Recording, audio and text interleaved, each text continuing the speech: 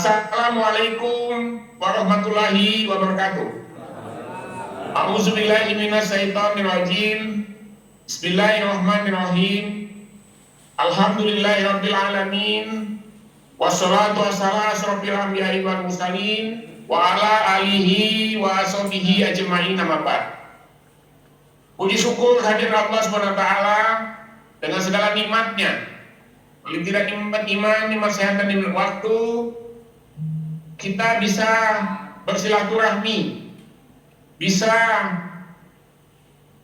bertukar pikiran dalam rangka memberikan sumbangsi kita kepada bangsa dan negara ini, wabil khusus kepada agama yang kita cintai, agama yang kita yakini, tentu agama Islam yang kita harus terus perjuangkan. Maka tidak berlebihan saya mengajak kita semua untuk sama-sama melapaskan kalimat alhamdulillahirabbil alamin. Salawat dan salam tentu tercurah baginda Nabi Muhammad sallallahu alaihi wasallam. Mudah-mudahan kita istiqomah menjalankan sunnah-sunnahnya sehingga kita mendapat syafaat di yaumil akhir nanti, masuk ke dalam barisan Rasulullah sallallahu alaihi wasallam. Berbahagia sebagaimana kita ketahui bahwa Menteri Agama telah memutuskan tahun 2021 kembali negara tidak memberangkatkan jemaahnya. Negara tidak mengirimkan jemaah haji melalui keputusan KMA 660 tahun 2021. Banyak pro dan kontra di situ terjadi. Ada yang menghujat, ada yang mencaci, ada yang kecewa, ada yang marah, ada yang sedih, dan seterusnya. Dan tidak juga sedikit yang memberikan dukungan dalam kita mengambil keputusan itu, sehingga timbul pro kontra di tengah-tengah masyarakat, timbul pro kontra di media sosial, timbul salah pengertian, salah pemahaman, bahkan tidak sedikit timbul hoak-hoak yang terjadi di masyarakat, wabil khususnya di media sosial. Maka itulah ada media yang menanyakan kepada saya, Pak Harizi, kok cuman sosialisasi keputusan 660 kok uangnya sampai 21,7 miliar? Kan semua masyarakat sudah tahu bahwa haji tidak dikirim. Saya jawab, betul. Kalaulah kita hanya sekedar untuk menyampaikan keputusan itu, sudah selesai. Tetapi di balik keputusan itu kan banyak hal yang harus kita sampaikan, yang harus kita jelaskan, yang harus kita edukasi. Bahkan kita juga perlu mendapat masukan dari masyarakat. Maka itulah kegiatan divisiasi ini menjadi penting, menjadi perlu. Karena untuk bagaimana kita memberikan statement-statement, narasi-narasi, diksi-diksi yang bisa menjawab semua pro kontra yang ada di tengah-tengah masyarakat. 21,7 miliar memang kalau dilihat dari jumlahnya cukup besar, tapi kalau kita lihat dari konteksnya, uang itu tidak ada apa-apanya. Kenapa saya katakan tidak ada apa-apanya? Kita harus mensosialisasi, mendisimilasi di 514 kabupaten kota, 34 provinsi, dengan jumlah peserta antara 70 sampai 100 orang. Kita bisa melihat sendiri hari ini pesertanya tidak kurang 70 sampai 100 orang. Tempatnya di hotel, di tempat yang sangat-sangat presentatif. Peserta dikasih makan, peserta dikasih transport, dan seterusnya. Nah, kalau kita hitung berapa biaya satu kali pertemuan, tidak lebih dari 30 juta per kali pertemuan. Sementara banyak hal yang bisa kita dapat di dalam kesempatan seperti ini. Narasumbernya pun kita kasih minimal 4 orang. Ada dari Kementerian Agama, dalam hal ini dari Dirjen BHU. Apa fungsinya? Untuk menyampaikan kronologis kenapa keputusan itu terjadi, kenapa keputusan itu diambil. Ada dari Komisi 8 DPR RI yang akan melakukan monitoring, melakukan pengawasan. Apakah uang 21,7 ini dimanfaatkan sedemikian rupa? Ada dari Kementerian Agama Kanwil Provinsi yang menjelaskan tujuan dari penyelenggaraan kegiatan hari ini. Dan kita juga meminta dari unsur masyarakat, apakah dia tokoh agama, tokoh masyarakat, untuk bagaimana kita bisa menyerap, bisa kita mengambil masukan-masukan dari para peserta yang diwakili oleh unsur masyarakat tadi sebagai evaluasi kita di dalam mengambil kebijakan atau membuat keputusan-keputusan masa yang akan datang. Itulah makna daripada disimilasi ini, Bapak Ibu sekalian. Kalau kita melihat dari keputusan itu, tentu sudah selesai, tetapi di balik keputusan itu banyak hal yang harus kita jelaskan. Ada yang mengatakan keputusan itu karena Indonesia punya hutang. Ada yang mengatakan Indonesia tidak bisa lobby, tidak bisa diplomasi. Ada yang mengatakan Indonesia tidak punya uang, dan seterusnya. Nah, ini semua perlu dijawab, Bapak Ibu sekalian. Ini semua perlu dijelaskan. Apakah kita harus marah ketika orang berpendapat demikian? Tentu tidak. Di dalam dunia demokrasi hari ini, seorang pejabat publik siapapun dia, mau dia anggota DPR, mau dia dirjen, mau dia kabit, mau dia kanwil, ketika menerima hujatan, ketika menerima kritikan, dia tidak boleh marah, dia tidak boleh emosi, dia tidak boleh kesal, tapi dia harus dengan lapang dada menerima kritikan-kritikan itu. Dan kalau perlu bisa memberikan penjelasan. Sebaliknya, kepada orang yang pro, kita tidak boleh bergusung dada, merasa kita hebat, merasa kita kuat, merasa kita pintar. Tidak bisa. Kita cukup dengan mensyukuri. Maka itu, seorang pejabat publik hari ini, dia harus berani menghadapi kritikan maupun pujian. Maka itulah Bapak Ibu sekalian, sekali lagi saya sampaikan, kegiatan hari ini adalah kegiatan yang sangat-sangat bermanfaat. Saya tidak ingin saya hanya saja yang bicara. Nanti saya juga akan meminta masukan-masukan dari Bapak Ibu sekalian. Saya akan mendengarkan pertanyaan-pertanyaan Bapak Ibu sekalian. Bapak Ibu sekalian yang saya hormati, kalau ada orang mengatakan Indonesia punya hutang, saya pastikan tidak punya. Kenapa? Ketika orang mengatakan Indonesia punya hutang sehingga tidak bisa memberangkatkan jemaah haji, itu adalah logika yang terbalik. Itu adalah logika yang tidak tepat. Kenapa saya katakan logika terbalik? Kalau Bu Kabid hari ini akan melaksanakan kegiatan di uang ini, kemudian dia sudah menyetorkan atau memberikan uang mukanya, sementara Bu Kabid tidak jadi melaksanakan kegiatan pada hari ini. Kira-kira yang punya utang Ibu Kabid atau yang punya hotel? Kan jawab tadi yang punya hotel, karena kita sudah memberikan uang muka. Begitu juga dengan haji. Kalaulah kita sudah memberikan uang muka kepada haji, kemudian kepada pemerintah Arab Saudi, kemudian kita tidak memberangkatkan, kan bukan kita yang punya utang. Berarti yang punya utang Arab Saudi. Tetapi itu tidak terjadi. Kenapa? Karena baiknya diplomasi kita dengan Arab Saudi, maka pemerintah Arab Saudi mengatakan, Bapak Menteri Agama, Bapak Dirjen, kalau tidak ada kepastian tentang penyelenggaraan haji, mohon tidak membayar sepeser pun uang kepada pihak-pihak di Arab Saudi.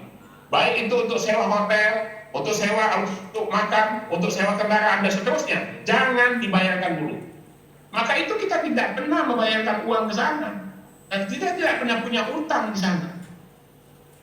Yang kedua, orang mengatakan kita tidak punya uang. Uang kita ada. Uang kita ada 156 triliun yang dikelola dengan baik oleh BPKH. Bagaimana kita bisa mengatakan uang itu ada? Kita bisa bayangkan Bapak Ibu sekalian, kalaulah kita berangkat haji tahun 2021 yang nilainya tidak kurang 72 juta, sementara yang dibayarkan oleh jemaah paling banyak 35 juta, 36 juta, berarti baru separuhnya. Pertanyaannya, bagaimana, dari mana uang yang separuhnya itu? Itulah uang nilai manfaat dari akumulasi uang 156 triliun tadi. Kok bisa Pak Heri? Coba Bapak Ibu sekalian hitung. 156 triliun. Kalaulah satu tahunnya rata-rata 5%, maka kita akan mendapatkan nilai manfaat tidak kurang 7 sampai 8 triliun. Pertanyaannya, uang itu kemana Pak Heri? Uang 7-8 triliun yang nilai manfaat itu. Kita hitung. Yang kita berangkatkan jemaah haji 221.000. Setiap orang mendapat subsidi tidak kurang 35 juta. Kalikan 221.000 jemaah dikali 35 juta. Yang dibutuhkan antara 7 sampai 8 triliun. Itu uangnya nyatanya ada, wes sekalian. Kalaulah uang itu tidak ada, uang itu hilang, yang akan marah duluan itu ya saya. Yang akan protes duluan itu ya saya, karena saya penanggung jawabnya. Dan saya pastikan juga Pak Nanang Sujani itu Pak Nanang juga akan protes karena dia sebagai pengawas. Tapi karena laporannya itu benar, laporannya valid, dan uang itu ada, maka alhamdulillah itu selesai. Diplomasi kita jelek sampai hari ini Bapak Ibu sekalian. Kita selalu intens komunikasi dengan duta besar, dengan pihak-pihak di Arab Saudi, baik yang dilakukan oleh kami di Kementerian Agama maupun yang dilakukan oleh perwakilan-perwakilan kita di sana. Terus pertanyaan apa yang terjadi Pak Haji sehingga kita tidak bisa berangkat? Paling tidak ada 3 hal yang membuat pemerintah memutuskan untuk tidak berangkat, Bapak Ibu sekalian. Apa 3 hal itu? Pertama, ketika kita memitigasi penyelenggaraan haji 2021, kondisi COVID kita sangat tinggi. Tingkat kematian kita sangat tinggi. Apakah di Indonesia saja? Tidak. Di seluruh dunia. Nah, dalam rangka menjalankan amanah konstitusi yang mengatakan negara wajib melindungi warga negaranya, baik dia ada di dalam negeri maupun di luar negeri, baik terhadap jiwa maupun harta bendanya, maka Indonesia negara harus hadir agar jemaah kita tidak terpapar, tidak terkontaminasi oleh penyebaran COVID pada saat itu. Apa jadi faktanya Bapak Ibu sekalian? Tujuan dari pembatalan itu dalam rangka menyelamatkan warga negara, dalam rangka melindungi warga negara dari penyebaran COVID yang sedang sangat tinggi-tingginya. Kita tidak ingin ketika kita memutuskan untuk berangkat, kemudian negara Indonesia menjadi klaster kedua penyebaran COVID setelah India. Ini tidak kita inginkan, ini tidak kita harapkan.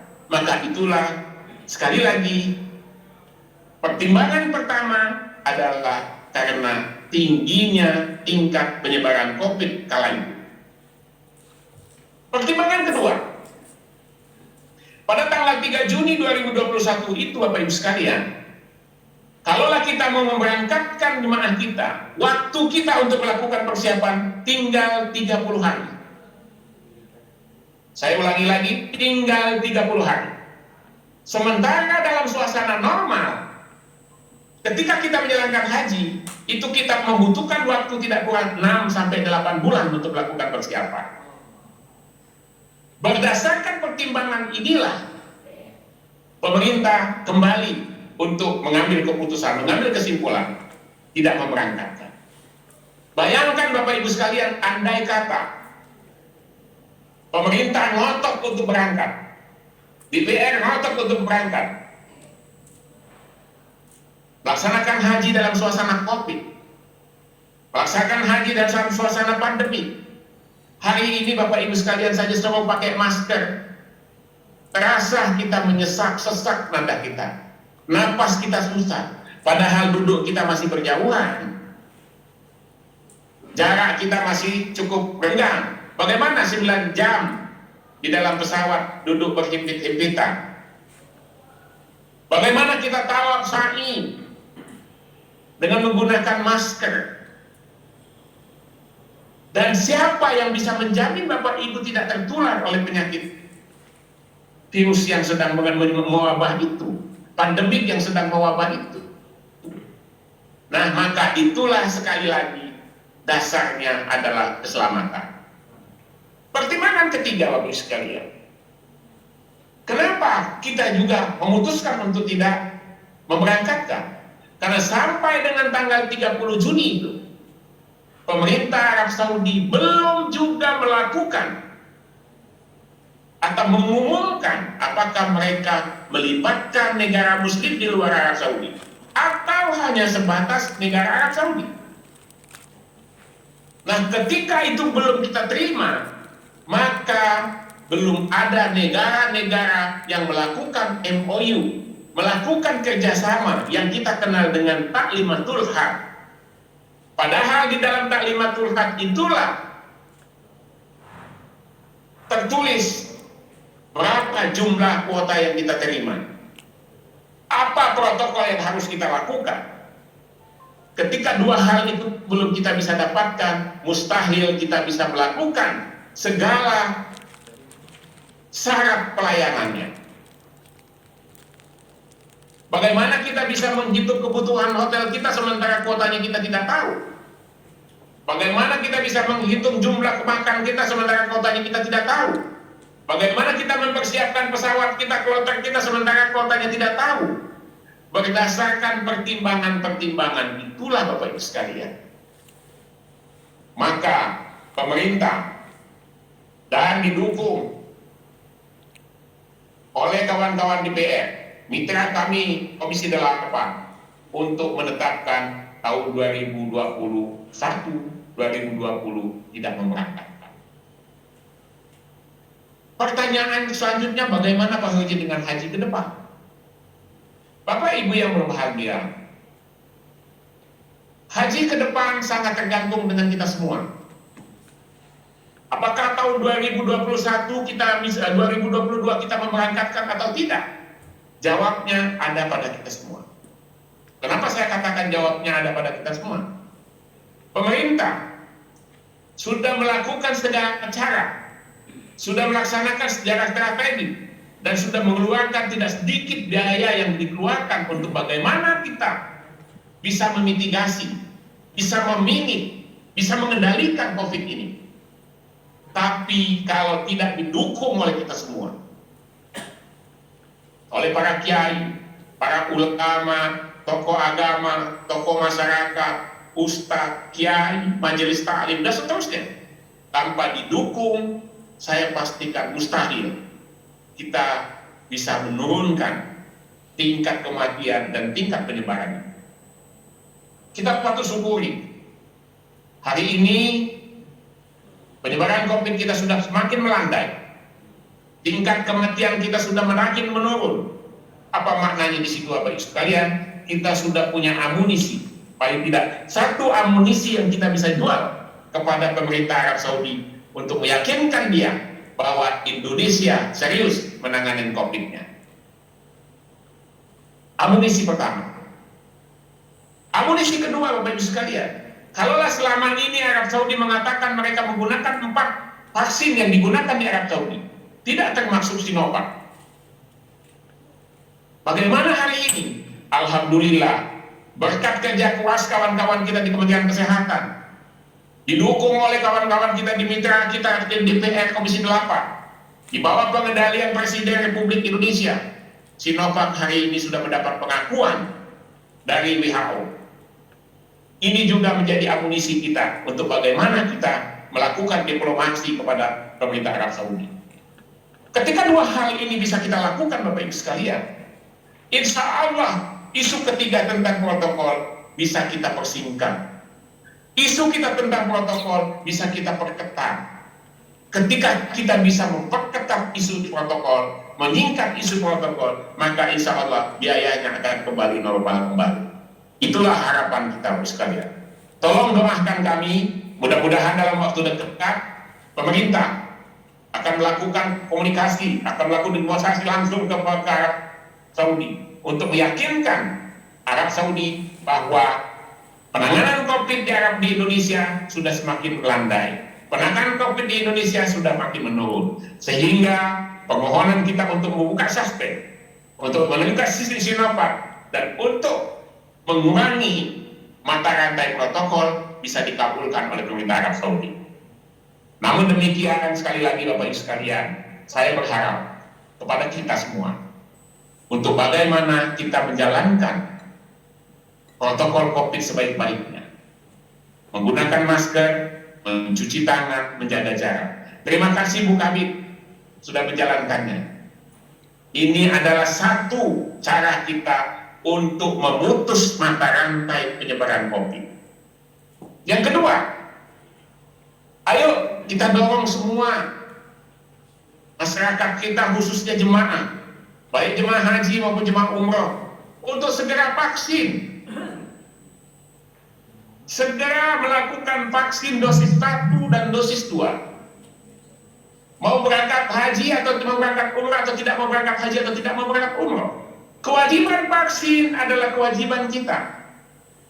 Untuk apa? Untuk kita bisa meningkatkan imunitas kita. Manakala dia masuk ke dalam tubuh kita. 60-70% vaksin bisa melawan virus COVID yang ada di tubuh kita. Maka vaksin merupakan satu kewajiban. Di samping sebagai syarat untuk kita bukan saja melaksanakan umroh, untuk kita keluar tempat-tempat kita berkumpul, sehingga kalau kita sudah bisa melaksanakan vaksin, maka apabila pemerintah Arab Saudi memberikan kesempatan, kita sudah siap untuk menjalankannya. Tetapi kalau kita belum vaksin, bagaimana? Nah, ini saya minta bantuan kepada kita semua, kepada bapak-bapak ibu yang ada di ruangan ini, bagaimana kita mensosialisasikannya. Bapak-bapak ibu-ibu yang saya hormati dan saya banggakan, haji adalah rukun Islam kelima. Haji adalah merupakan kewajiban. Setiap umat muslim wajib melaksanakan ibadah haji, manakala dia memiliki kemampuan. Apa kemampuan yang harus disiapkan Bapak Ibu sekalian? 3 kemampuan yang harus dia siapkan. Apa kemampuan itu? Pertama, istiqomah ibadah. Yang kedua, istiqomah perjalanan. Yang 3 adalah istiqomah kesehatan, keselamatan. Kalaulah sebelum ada masa pandemi, kita mengedepankan istiqomah ibadahnya, tapi dalam suasana pandemik hari ini Bapak Ibu sekalian, kita harus mengedepankan istiqomah keselamatannya, istiqomah kesehatannya. Kalau Bapak Ibu sekalian ingin melaksanakan umroh, melaksanakan haji, atau melaksanakan perjalanan jauh, syogianya 3 istiqomah itu tidak diukur oleh orang lain. Syogianya istiqomah itu diukur oleh diri kita sendiri. Kalau saya mau berjalan jauh, saya mau umroh, saya mau haji, pantaskah, layakkah saya berjalan jauh dengan kondisi istiqomah yang tidak baik, terutama istiqomah kesehatannya? Jangan sampai istiqomah itu kita gantungkan kepada pihak ketiga. Banyak selama ini jemaah kita berangkat haji, istiqomah ibadahnya tidak kafah. Banyak orang jemaah kita berangkat haji, istiqomah perjalanannya dia tidak paham. Banyak orang yang berangkat haji ketika istiqomah kesehatannya dia tidak segar, tidak bugar, tidak siap. Nah, ke depan ini tidak bisa lagi, Bapak sekalian. Ini tidak bisa lagi. Maka kita punya waktu untuk bagaimana mempersiapkan 3 istiqomah ini secara kafah. Istiqomah ibadah kita mantap, 2 kalimat syahadat kita bagus, sholat 5 waktu kita disiplin, baca Fatihahnya lancar, puasanya penuh, zakat infak sedekahnya sudah tertib. Kalau itu sudah kita lakukan di komunitas kita, di lingkungan kita, baru Allah mengatakan, berangkat kamu ke Baitullah untuk melaksanakan haji. Allah menguji kita, apakah kita sudah benar-benar melakukan 4 rukun Islam tadi ditambah dengan haji untuk menjadi rukun Islam yang sempurna. Di tempat yang berbeda, komunitas yang berbeda, adat istiadat yang berbeda, warga negara yang berbeda, tapi kita cuma diminta dibawa 2 lembar kain ihram, tidak membawa apa-apa. Kita diuji dengan 2 kalimat syahadat kita diuji dengan sholat 5 waktu kita diuji dengan puasa kita diuji dengan zakat infak sedekah kita. Mampukah kita melaksanakannya? Itu pertama. Yang kedua, haji umroh adalah miniatur kematian. Ketika orang berangkat haji, maka dia meninggalkan seluruh kenikmatan di muka bumi ini tanpa terkecuali. Istri kadang-kadang kita tinggal, suami kadang-kadang kita tinggal, anak yang kita cintai kita tinggal, mobil yang mewah kita tinggal, harta yang banyak kita tinggal, rumah yang bagus kita tinggal, jabatan yang tinggi kita tinggal, semua kita tinggalkan. Hanya ingin memenuhi panggilan Allah, labbaik Allahumma labbaik. Tetapi banyak di antara kita, mungkin termasuk saya, kalimat labbaik Allahumma labbaik itu hanya ada di ujung lidah kita. Dia tidak meresap ke dalam hati kita. Dia tidak berputar di kepala kita. Kenapa saya katakan demikian, Bapak Ibu sekalian? Tidak sedikit orang yang menggaung-gaungkan kalimat 2 kalimat labbaik Allahumma labbaik tadi, yang mengatakan, ya Allah, aku penuhi panggilanmu ya Allah. Baru sampai di halaman Masjidil Haram, begitu dia melihat tower Zamzam dan itu indah, sibuk dia menghentikan perjalanannya. Tidak lagi langkahnya menuju Baitullah, tetapi terhenti di bawah tower Zamzam untuk selfie-selfiean di sana. Mana labbaik Allahumma labbaiknya? Mana asyhadu an la ilaha illallah wa asyhadu anna Muhammadar Rasulullah? Kalaulah dia terhenti di sana, maka jangan heran akhir-akhir ini kita melihat ketika orang di depan Baitullah tidak lagi mencucurkan air matanya, tidak lagi bergetar hatinya, karena dia sudah terkontaminasi oleh indahnya tower Zamzam. Nauzubillah min dzalik. Nauzubillah min dzalik. Siapa yang salah ini, Bapak Ibu sekalian? Kalaulah kita mencari siapa yang salah, tentu yang salah hari ini adalah Dirjen Haji Khoirizi Hadasir. Kenapa? Karena dia tidak menyampaikan ini secara gamblang di tengah-tengah umatnya, di tengah-tengah jemaahnya, padahal dia punya tanggung jawab itu. Tapi ketika saya menyampaikan hari ini, maka tanggung jawab saya di yaumil akhir nanti sudah selesai. Bapak Ibu bahagia yang berharga, wabil khusus saudara saya Pak Nanang. Di yaumil akhir nanti kita tidak ditanya oleh Allah bagaimana hotelnya. Kita tidak ditanya oleh malaikat bagaimana konsumsinya, makannya, apakah cita rasa NTB. Tidak ditanya itu. Malaikat tidak bertanya apakah mobilnya nyaman, dingin, lancar, bagus. Tidak ditanya oleh malaikat itu. Apa yang ditanya oleh malaikat, Bapak Ibu sekalian? Ya Khoirizi, ketika kamu jadi PLT, kemudian ada jemaah haji NTB yang berangkat tahun 2022 nanti, tawafnya tidak sempurna, Saya tidak katakan mabrur. Tawafnya tidak sempurna karena dia tawafnya hanya 6 putaran atau 5 putaran. Apa tanggung jawab Anda? Itu yang ditanyakan oleh malaikat, Bapak Ibu sekalian. Ya, wahai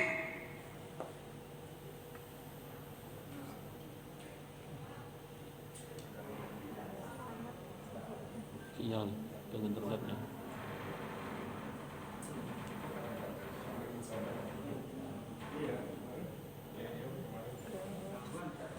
Recording in progress. Tetapi kemabruan tidak bisa kita ukur.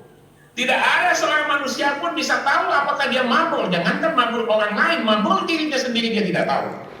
Karena kemabruan ada pada Allah Subhanahu wa Ta'ala. Tetapi begitu kita bicara sempurna, ada jemaah haji, jemaah umroh yang sa'inya dimulai dari Marwah, maka sa'inya tidak sempurna. Ada jemaah kita yang tawafnya hanya 6 atau 5 putaran, maka tawafnya tidak sempurna. Ketika ibadah sunnah, rukun, wajibnya tidak sempurna, mungkinkah kita bisa mendapatkan kemabruran? Jawabnya pasti tidak mungkin, pasti mustahil. Maka itu Bapak Ibu sekalian, dalam kesempatan ini, di dalam sosialisasi ini, saya mengajak kita semua, yuk kita perbaiki pola manasik kita. Yuk kita perbaiki sistem manasik kita. Sistem manasik kita ke depan tidak lagi kita mengedepankan sistem manasik yang massal. Kenapa? Karena sistem manasik yang massal sulit untuk kita lakukan evaluasi. Kalau di ruangan ini kita mudah melakukan evaluasi karena tingkat pendidikan kita hampir rata-rata. Usia, tingkat ekonomi kita hampir rata-rata. Tetapi bagaimana dengan jemaah kita? Ada jemaah yang bisa baca, tapi banyak yang tidak bisa baca. Ada jemaah yang punya uang miliaran, tapi tidak sedikit yang tidak punya uang karena dibayar oleh anak dan cucu-cucunya. Ada jemaah yang punya pengalaman berulang kali ke luar negeri, tetapi ada jemaah kita yang tidak tahu naik bus pun belum pernah. Ada jemaah yang berulang kali turun naik hotel, lift, tapi tidak sedikit jemaah kita yang tidak paham bagaimana mau naik lift. Nah, kalau kita lakukan manasik ini secara massal, maka saya pastikan kita tidak bisa melakukan evaluasi. Terus bagaimana Pak Heruji ke depan? Sistem manasik kita rubah. Bagaimana kita melakukan sistem manasik secara berkluster? Mana kelas yang bisa ngaji, mana yang kelas tidak bisa ngaji? Mana yang kelas yang tamat SMA ke bawah, mana kelas yang tamat SMA ke atas? Mana kelas yang orang usianya lanjut, mana kelas yang usianya muda? Mana kelas orang yang sehat, mana kelas yang tidak? Hari lagi, tidak selesai, kita tambah seminggu lagi sampai dia bisa baca Fatihah dengan tajwidnya. Kenapa? Fatihah adalah syarat mutlak akan sholat. Manakala Fatihah kita tidak sempurna, maka sholat kita tidak akan diterima. Ketika sholat kita tidak akan diterima, maka Allah tidak akan menghitung seluruh amal ibadah yang dia lakukan kalau sholatnya tidak diterima. Nauzubillah min dzalik. Sistemnya juga begitu, Bapak Ibu sekalian.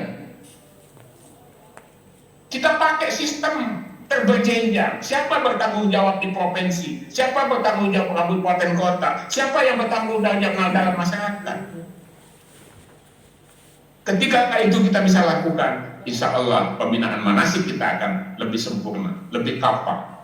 Kalaulah manasik kita akan lebih sempurna, maka haji kita akan berjalan dengan baik. Haji kita akan mendapat kesempurnaan. Ketika kesempurnaan itu kita dapatkan, insya Allah kemabruran akan kita gapai. Maka itu Bapak Ibu sekalian, saya mengajak kita semua. Kita punya tanggung jawab besar. Kita punya tanggung jawab yang tidak ringan. Maka itu Pak Nanang, walaupun dengan segala kesibukannya, dengan segala ancaman COVID, dia tetap hadir di tengah-tengah Bapak Ibu sekalian. Apa maknanya di sini Bapak Ibu sekalian? Pak Nanang menjalankan amanahnya secara sempurna. Pak Nanang menjalankan pesan-pesan titipan titipan Bapak Ibu sekalian secara kafah. Tidak banyak orang yang seperti beliau. Bapak Ibu yang berbahagia, haji kalau kita lihat kasat mata mudah, haji kalau kita lihat secara teori gampang. Kenapa saya katakan demikian? Tanggalnya pasti tanggal 9. Tidak ada haji di luar tanggal 9. Kalaulah ada haji di luar tanggal 9, nggak repot-repot amat kita ngurus haji. Yang nunggu 5.500.000 orang. Uang kita ada 156 triliun. Tempatnya di Arab Saudi. Sederhana. Tetapi begitu kita masuk ke dalamnya, betapa dasar persoalan haji. Karena satu-satunya rukun Islam yang dibatasi oleh ruang dan waktu hanya haji. Ketika kita bicara ruang dan waktu, itulah yang membuat jadi betapa peliknya persoalan haji. Maka negara mengatur itu sedemikian rupa, mulai dari yang sekecil-kecilnya sampai yang sebesar-besarnya. Karena dia dilaksanakan pertama di luar negeri, yang kedua dia dilaksanakan diatur oleh ruang dan waktu. Kalaulah haji tidak diatur oleh ruang dan waktu, kenapa kita harus jauh-jauh ke tanah suci? Di Surabaya, di NTB ada Ka'bah, ada tempat tawaf, ada tempat sa'i, ada tempat melontar. Kenapa kita jauh-jauh? Cukup kita di asrama haji saja kita melontar. Cukup di asrama haji saja kita tawaf. Cukup di asrama haji saja kita sa'i. Tapi persoalannya karena dia dibatasi oleh ruang, maka dia tidak sah kalau kita dilakukan di luar Masjidil Haram. Maka itulah persoalannya jadi pelik. Kalaulah haji tidak dibatasi oleh tanggal waktu, kenapa kita harus tanggal 9? Bisa saja mungkin kita atur nanti Desember ada lagi, Januari tahun depan kita mulai satu lagi, kemudian November kita mulai lagi. Tapi tidak bisa, karena dia dibatasi oleh tanggal. Tidak saja tanggal yang ditentukan, waktu yang ditentukan, jamnya pun dibatasi. Nah, disinilah menjadi problematika. Jangankan mengatur 221.000 jemaah, mengatur yang 70 orang yang di ruangan ini saja betapa bukan kewalahan.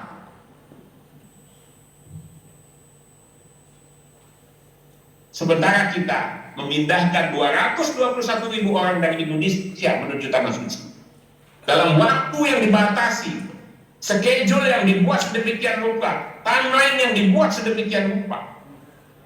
Keluar dari itu, maka kita tidak bisa berhaji.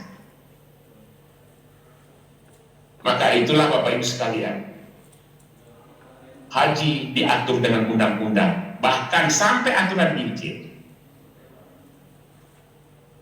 Orang berhaji hari ini tidak saja orang berhaji karena ibadah.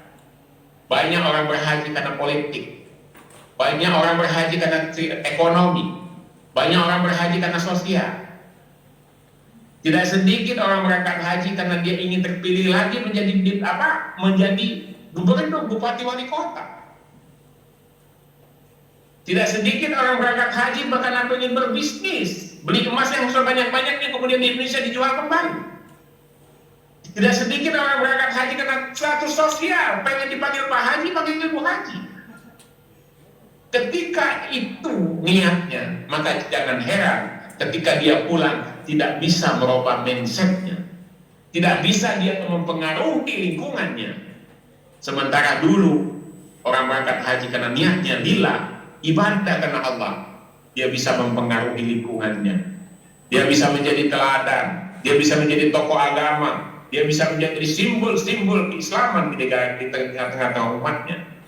Tapi hari ini Bapak Ibu sekalian, 221.000 jemaah kita berangkat tidak bisa mewarnai kehidupan di tengah-tengah masyarakat. 1.200.000 orang berangkat umroh, yang miskin tetap miskin, yang kaya semakin kaya. Apa maknanya di situ Bapak Ibu sekalian? Orang hanya menjalankan ritual ibadah itu sebatas untuk kepentingan politik, kepentingan ekonomi, dan kepentingan sosial. Nauzubillah min dzalik. Inilah yang menjadi kewajiban kita. Kita kembalikan roh haji ini. Jangan sampai roh haji ini hanya sekedar melanglang buana sebagaimana traveling biasa. Roh haji ini adalah perjalanan ibadah. Roh haji ini adalah perjalanan spiritual. Dia mengembalikan napak tilas perjalanan Rasulullah SAW. Kalaulah kita bisa menghayati step by step, langkah by langkah daripada perjalanan umroh itu, Bapak Ibu sekalian, tidak mampu kita tertidur di mobil, tidak mampu kita terbaring di dalam kamar hotel, tetapi karena kita tidak meresapi itu dengan sempurna, labbaik Allahumma labbaik yang kita dengungkan dengungkan ketika kita berangkat dari rumah, kita bergerak dari Bir Ali, paling lama 15 kali, paling lama 15 menit, habis itu kita tidur karena kita tidak menghayatinya. Kita tawaf sibuk dengan membaca buku, tetapi kita tidak tahu di mana letak Hajar Aswad, di mana letak pintu Masjidil Haram, pintu Ka'bah, di mana letak Hijr Ismail, di mana letak makam Ibrahim. Tidak tahu kita, karena kita sibuk membaca buku. Yang sesungguhnya haji itu tidak membaca apa-apapun, disahkan, dibolehkan. Nah, inilah hal-hal yang perlu kita perbaiki ke depan. Siapa yang punya kewajiban ini semua Bapak sekalian? Tentu kita semua yang hari ini menjadi praktisi, menjadi pemerhati, menjadi orang-orang yang berada di garda terdepan untuk menyiapkan haji dan umroh ini jauh lebih baik lagi.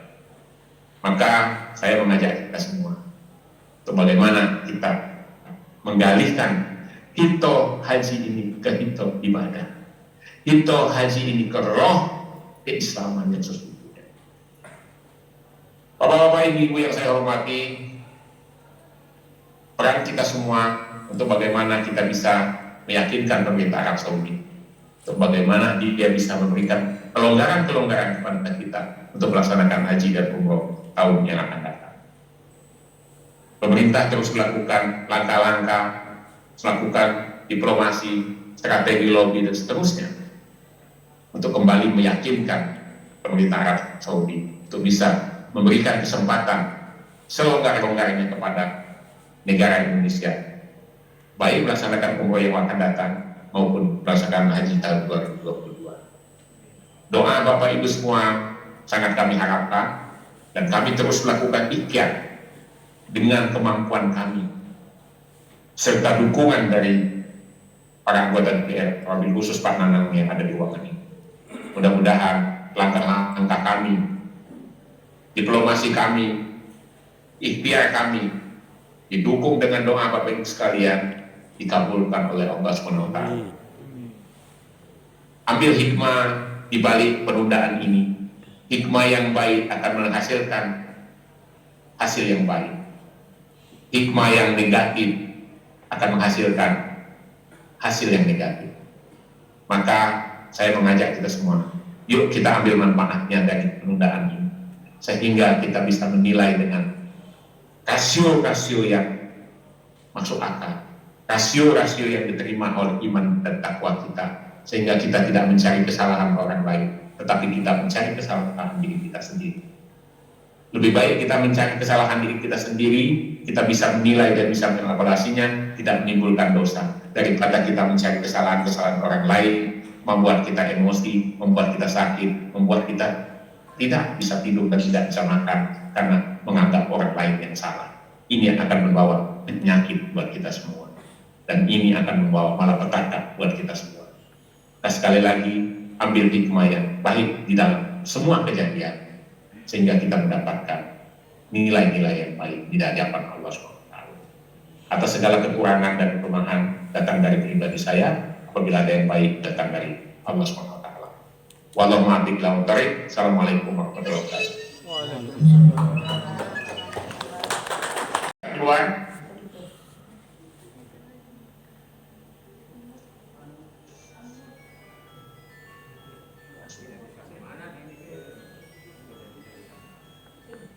Sudah Pak Dir. Bagaimana Pak Dirjen?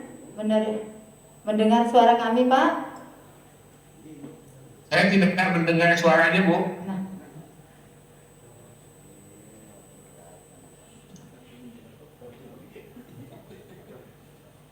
sudah. Bagaimana Bapak?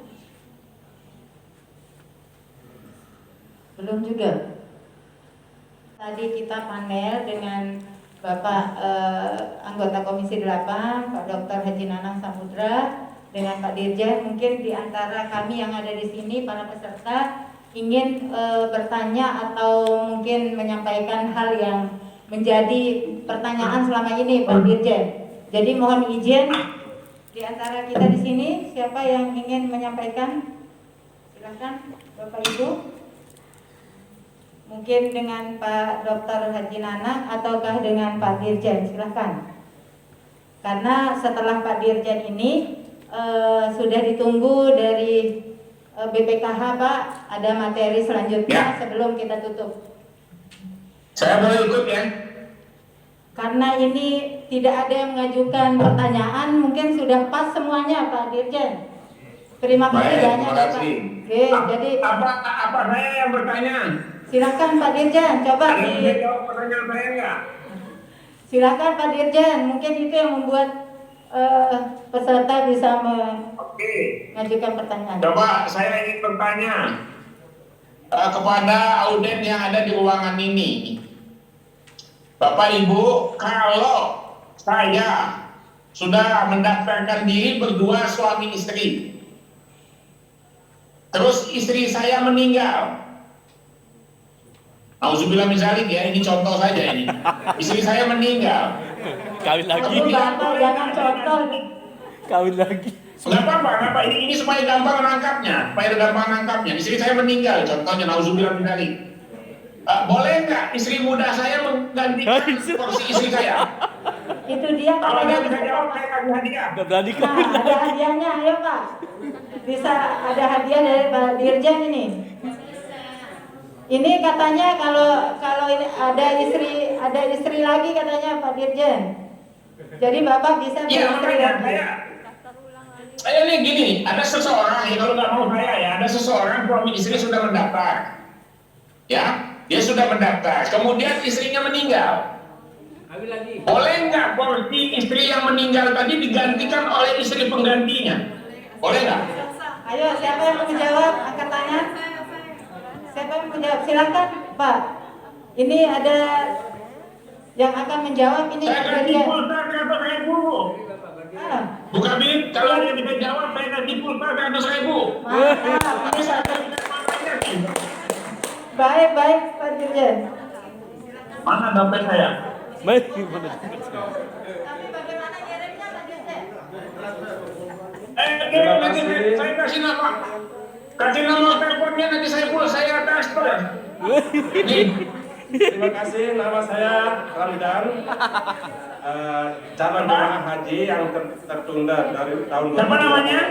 Ramdan, Ramdan, nomor teleponnya berapa?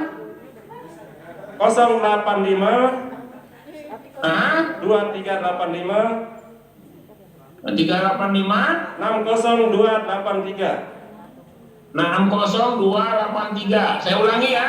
0852 3856 0283. Iya. Ya, oke. Kalau benar saya pulsa, saya kirim transfer 100.000 pulsa. Terima kasih.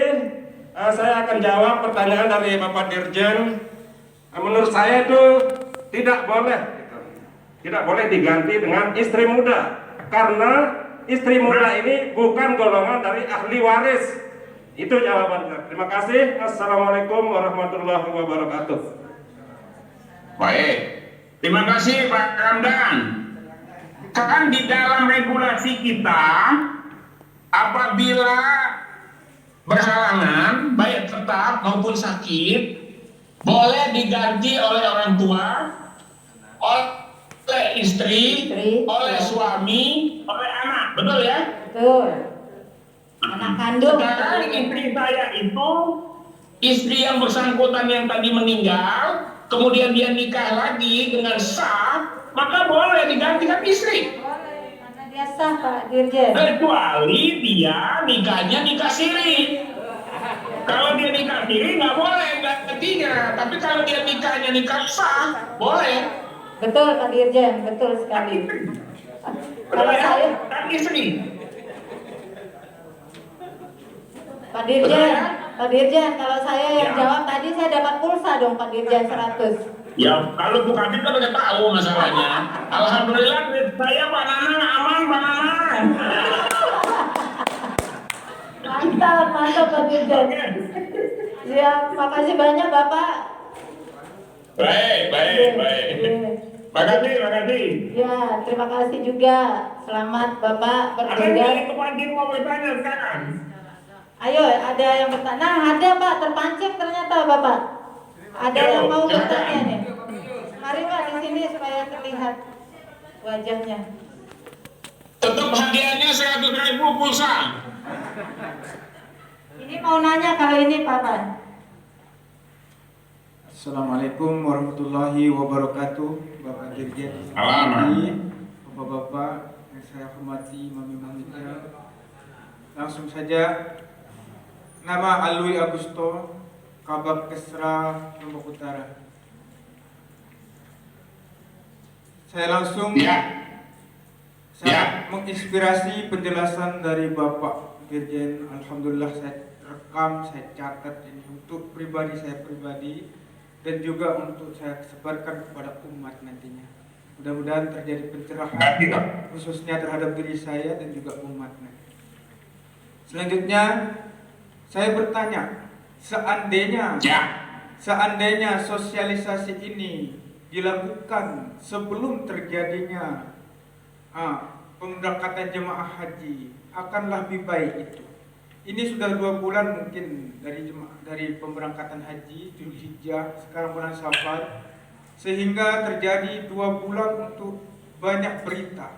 Bahkan kita menghadapi era teknologi yang super cepat, kita beradu dengan kecepatan waktu. Sehari saja terlambat diberitakan, diberi jawaban, maka akan mengambang berita-berita yang berseliweran. Oleh karena itu, mungkin sekarang ini alangkah lebih baiknya kita diseminasikan sosialisasi atau memberikan pencerahan bagaimana kondisi haji tahun 2022. Jika ini dan sebagainya tidak tercapai, maka tidak berangkat. Jadi jemaah secara umum akan tahu indikator-indikator pemberangkatan haji di tahun 2022, sehingga tidak terjadi lagi ribut. Karena kalau kita sudah terjadi ribut, kemudian kita jelaskan pembatalannya, sudah selesai, sudah batal kemarin. Sekarang kita jelaskan bahwa benar jawaban kita, tapi pertanyaannya sudah terlambat mungkin. Tapi tidak ada terlambat Pak, tidak ada terlambat. Jadi oleh karena itu pembelajaran ini saya ingin bisa kita buat mencerdaskan umat bahwa jika terjadi hal-hal seperti ini di bulan ini sebelum pemberangkatan haji tahun 2022, maka umat sudah akan paham dia akan berangkat atau tidaknya nanti. Demikian. Nomor 2 Pak. Baik. Nomor 2. Tadi sudah dijelaskan kepada kita semua bahwa waiting list kita sampai 35 tahun. Bahkan semakin bertahun bertambah, bahkan sampai 50 tahun nantinya. Itu artinya bahwa kita harus sosialisasi haji ini pada anak-anak yang kelas SMP mungkin. Bahkan lebih baik nama mereka sudah kita cantumkan. Nah, kamu naik haji besok, Bapak sudah tua, tidak mungkin naik haji. Kalaupun naik haji, Bapak sudah mungkin sudah meninggal, ataupun kalau masih hidup tidak kuat sudah Bapak. Kalau bisa, ini anak sudah kita daftarkan dari awal. Jadi sepanjang perjalanan itu mungkin jadi pahala ibadah buat kita, karena anak kita sudah kita cantumkan, dan juga biar punya semangat besok anak-anak kita jadi haji. Kalau sudah dari haji di kepalanya, pasti mindset mereka untuk berbuat baik itu pasti hebat. Ini kita kan amin. Kita kan kebanyakan tobatnya pas tua Pak. Jadi pas tua tobat, mau haji, mau naik haji dah, sudah umur tak kuat ini. Sudah waiting list 35 tahun, mungkin sudah kemungkinan berangkatnya mungkin tidak bisa. Kalau sekarang mau daftar mungkin. Oleh karena itu ke depan insya Allah kita semua yang berada di tempat ini mudah-mudahan kita bisa sosialisasikan haji ini sebaik-baiknya kepada anak-anak yang masih muda supaya mereka sudah dalam mainstream otaknya itu haji dan sebagainya sehingga akhlaknya mereka terbentuk dengan secara inner spiritual di dalam dirinya. Dua pertanyaan ini Pak Dirjen, mudah-mudahan mohon maaf kurang lebihnya. Assalamualaikum warahmatullahi wabarakatuh. Saya juga Pak Dirjen. Terima kasih Pak Alwi. Pertama, kenapa sosialisasi itu tidak terjadi sebelumnya? Kami pemerintah negara membuat statement harus ada dasar hukumnya, harus ada dasar pijakannya.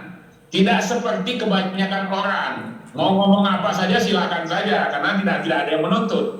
Kalau kami di pemerintahan tanpa dasar yang kuat, maka kami akan dituntut secara hukum, dianggap menyebarkan informasi yang tidak valid, informasi yang tidak pas. Maka itulah sosialisasi ini dilakukan setelah. Apakah terlambat? Pasti terlambat, tetapi lebih baik terlambat daripada tidak sama sekali. Yang jelas, saya sejak munculnya KMA itu, saya langsung bergerilya di semua media, baik media tulis, media sosial, media mainstream. Saya tampil untuk bagaimana mengedukasi semua masyarakat untuk memahami apa yang diambil keputusan. Itu yang pertama. Yang kedua,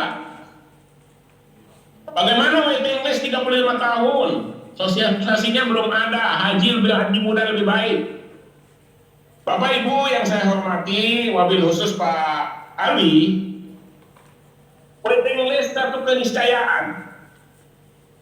Waiting list sesuatu yang tidak bisa kita hindari. Kalau di NTB 35 tahun, Indonesia rata-rata 20 sampai 45 tahun. Bukan bermaksud saya mengecilkan tungguan panjangnya antrian ini, tetapi di negara-negara lain, Malaysia itu 120 tahun umurnya, Jordan 90 tahun, Turki 60 tahun, Arab Saudi sendiri pun dia 10 tahun sekali baru bisa melaksanakan ibadah haji. Kenapa ini terjadi?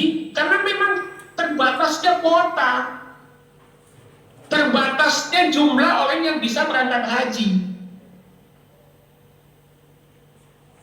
Kalau Masjidil Haram sudah diperbaiki, Masjid Nabawi sudah diperbaiki, pertanyaannya bagaimana dengan Arafah?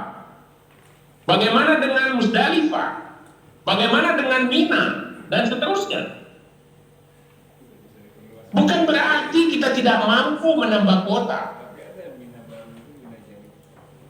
Kita mampu untuk minta menambah kuota. Tetapi selama Arafah, Musdalifah, Mina masih seperti hari ini, maka saya pastikan pemerintah dan TBN tidak akan secara ujuk-ujuk atau secara mudah menerima tambahan kuota.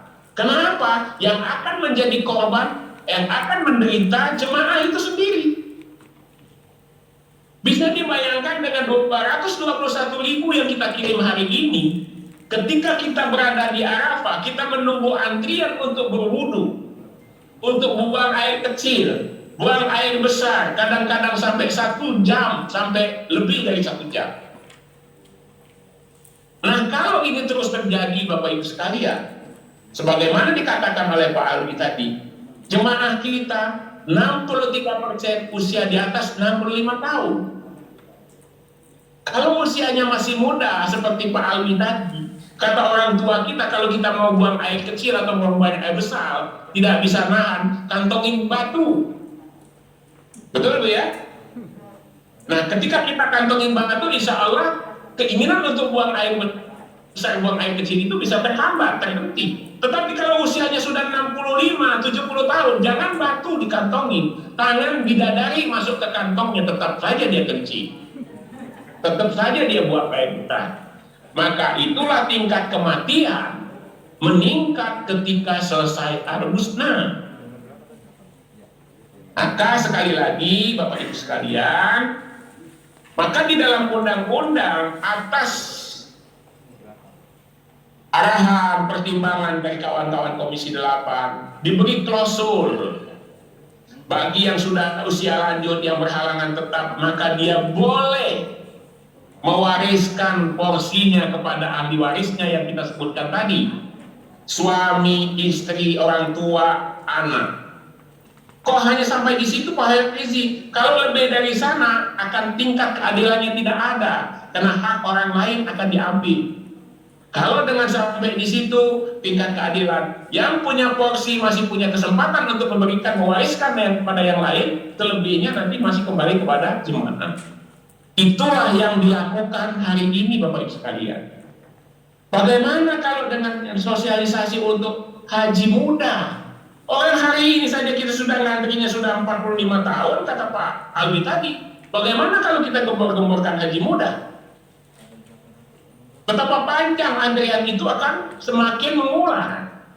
Nah, maka itulah untuk mengurangi panjangnya antrian, pemerintah atas persetujuan DPR membatasi usia wajib mendaftar haji adalah usia 12 tahun. Usia wajib berangkat haji adalah usia 18 tahun ke atas. Apa maknanya di situ Bapak Ibu sekalian? Memberikan kesempatan kepada orang-orang yang benar-benar sudah memiliki kewajiban berangkat haji.